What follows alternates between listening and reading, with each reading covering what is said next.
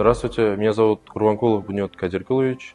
Я учился в Южно-Казахстанском государственном университете имени Мухтара Әуезова по специальности электроэнергетика. С 2019 года я работаю в компании Petro-Kazakhstan Oil Products. Тогда я устроился электромонтером 4 разряда по обслуживанию электрооборудования, релейной защиты и автоматики. На данный момент я являюсь электромонтером 6 разряда по обслуживанию релейной защиты и автоматики. Моя работа ответственная и сложная.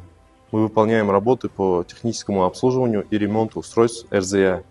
К ним относятся системы SCADA, электронные блоки защит, устройства бесперебойного питания, частотные преобразователи, а также контролируем правильность срабатывания устройств РЗА и противоаварийной автоматики.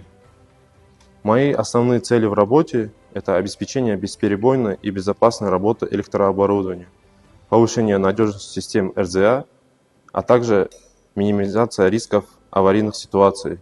Для этого мне необходимо поддерживать постоянно высокую квалификацию и обновлять знания в области релейной защиты и автоматики, оперативно и качественно проводить техническое обслуживание и ремонт устройств РЗА, внедрять современные системы, методы диагностики и устранения неисправностей, а также строго соблюдать правила техники безопасности и охраны труда. Я выбрал эту профессию, потому что она очень интересная и на самом деле это вены экономики страны. Без нее ни одно производство не может работать.